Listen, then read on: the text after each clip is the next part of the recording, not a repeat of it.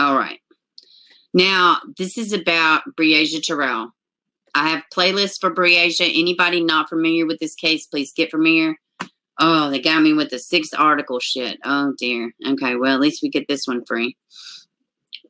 That does suck about these news reports that make you pay, because a lot of times they do have better information than a regular news report. The last 3 months have been the longest for Aishia Lankford's life.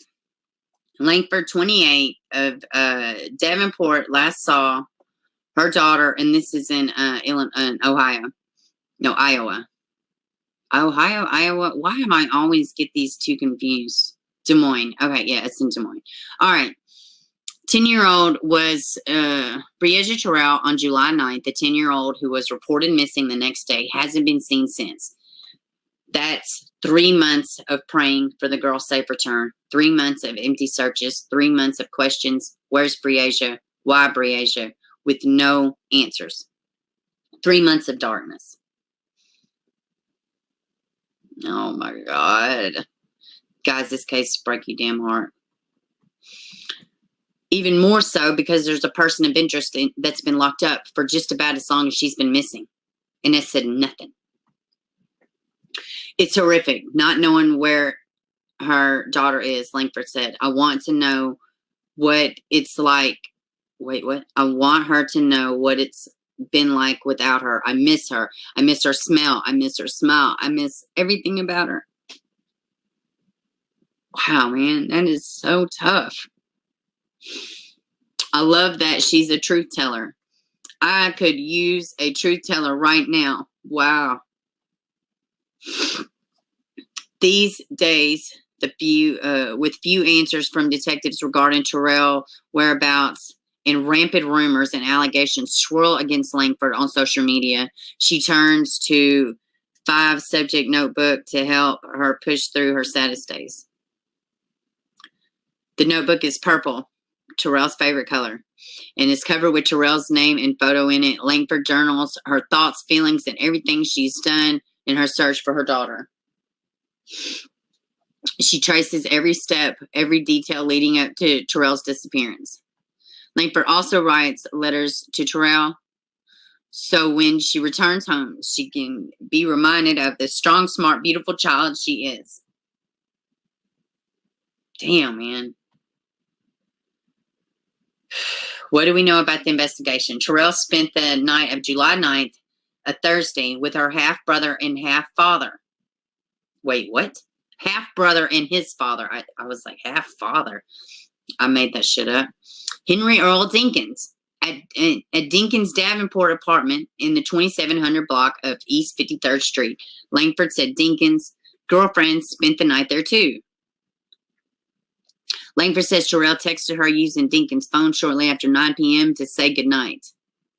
Davenport say Terrell, who is 4 feet 5 inches tall, weighs 75 pounds, brown eyes, black hair, was last seen near Dinkins' apartment in the early hours of July 10th. She was wearing a white t-shirt, shorts, and sandals when she went missing.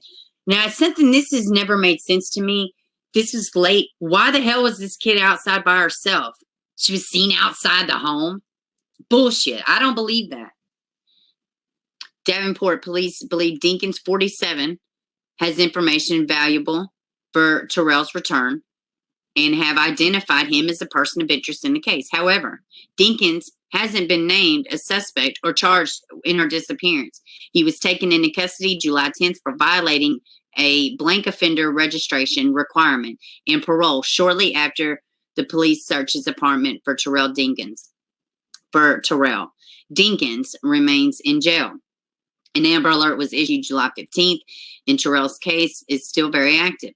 Hundreds of volunteers helped law enforcement search for her in Davenport area and Clinton County, but with lack of information that could guide volunteers where else to search. Efforts were largely ended at that time. Detectives are still following up every lead and tip that comes their way. Davenport Police Assistant Chief Jeff Bloodell said that there are no public updates to be made on this case. Vidal stressed they need the community's help to find Terrell and encourage anyone with any information to contact Davenport Police Department. We're still on a mission. We want this case active in everybody's hearts. I agree. And these are the cars that were impounded that were Dinkins. Police are asking anyone with any information about Dinkins' whereabouts 10 p.m. on July 9th through noon on July 10th to come forward. And they're seeking information about vehicles associated with Dinkins during that time frame, including I was fixing to say a moron. Every time I see the word maroon, I always want to say moron. A maroon 2007 Chevy Impala, a black 2012 Chevy Camaro, and a motorhome. The Federal Bureau of Investigation in Omaha, Nebraska is offering $10,000 reward leading to information in Terrell's return, which is separate from the $3,500 offered at the Quad City Crime Stoppers. Quad City Crime Stoppers, too, they have a great little setup.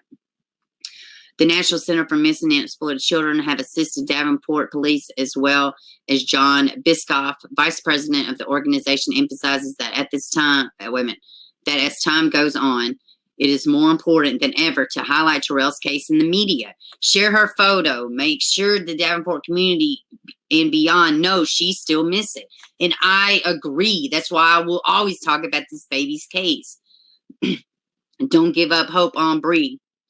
Just because days, weeks, and months have gone by. There's always going to be hope that we will find her safely.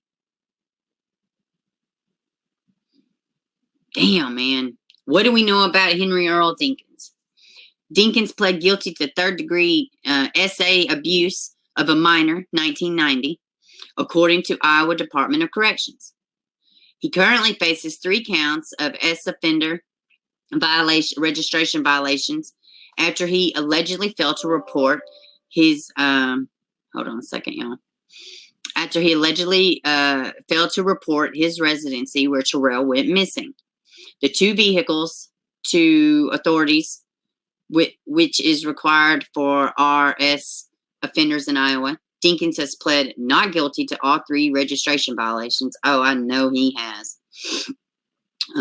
State plans on seeking habitual offender enhanced sentencing Dinkins based on these new charges and past felony convictions. According to the court documents, if the convicted is a habitual offender, Dinkins would have to remain in confinement for at least 3 years. Dinkins was moved from Scott County to Clinton County Jail on August 28th due to overcrowding, and correctional officers told the Register. Recently filed court documents show Dinkins is wanted by the state of Illinois after failing to appear in court in April 2019 on drug charges. According to County, Illinois online court records, Dinkins is charged with delivery or possession with intent to deliver over 900 grams of methamphetamine. Wow, holy shit. 900 grams of methamphetamines and manufacturing and delivering, or the intent to deliver over 200 grams of amphetamines or an analog of the drug. Yeah, it's probably more like freaking Molly or something. He will not be extradited to Illinois until these pending charges in Iowa are settled. Court documents indicate Dinkins' lawyer, Jack Dustimer, has not returned the register's request for comment. This article this is an extremely detailed article. Good job, Des Moines. You really want that money. Lankford said Dinkins isn't talking about her daughter's disappearance and refused her recent attempts to visit. He's refused. Now, she did go visit him. The week, like the day after he got arrested, but it was the same week she went missing. They arrested him. So now he's refusing visits. Really? She has previously said Dinkins broke down when he saw Terrell's face imprinted on the t-shirt during an earlier visit, but denied having information that could help locate her daughter. And I know a lot of people have asked me, why would she let her, kid go with an offender? I don't know that she knew he was an offender. So that would be my question too. Now, and it's not to say, I'm not saying that, that's not an ignorant thing. I mean, it happened in the 90s. It is possible. She just didn't know. It's not like that's something that's plastered everywhere. Now, she should have made it her business to find out, who's around her kid. But they share another kid together, the brother. So Lankford told the register that her and Dinkins aren't close. They only see each other every couple months when Dinkins wants to see his son.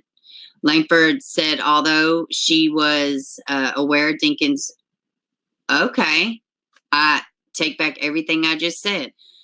Lankford said, although she was aware Dinkins was on the sex offender registry, and I wasn't even supposed to say that shit. She and her daughter never felt unsafe around him. Terrell has been around Dinkins since she was a baby. Damn, so she knew. This is new to me. I didn't realize she knew. It's the first time I even realized she knew. And what about the brother? What does the brother say? He was there.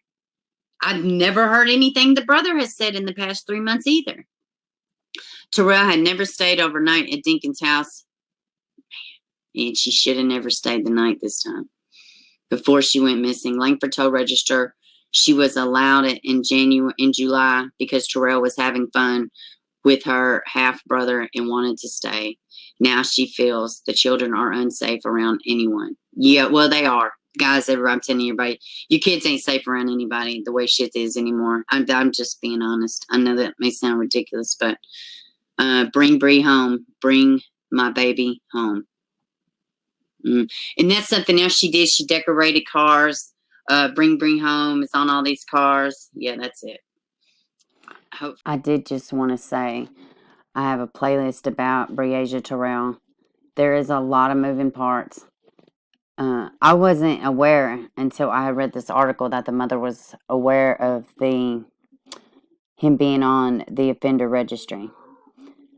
It makes me wonder if there was other instances. This was the first time, according to the mom, that she stayed the night over there. I don't know how much I believe that. Not to say the mother wasn't telling the truth. What I am saying is that there's a reason why she's never stayed the night. She wasn't alarmed. She didn't have a reason to worry. Then why didn't she have overnight visits before then? I just think it's a lot of more moving parts. I saw something earlier on one of her Facebook page that kind of connected this case to the Wayfair scandal. If anybody's familiar with that, it's a little bit crazy. I do not think that is what has happened here. Honestly, I do not feel that. But nonetheless, we are going to continue to get the word out for Bri Asia, and y'all just like, share, subscribe, get her photo out, go join the Facebook groups, and we just got to bring this baby home one way or the other.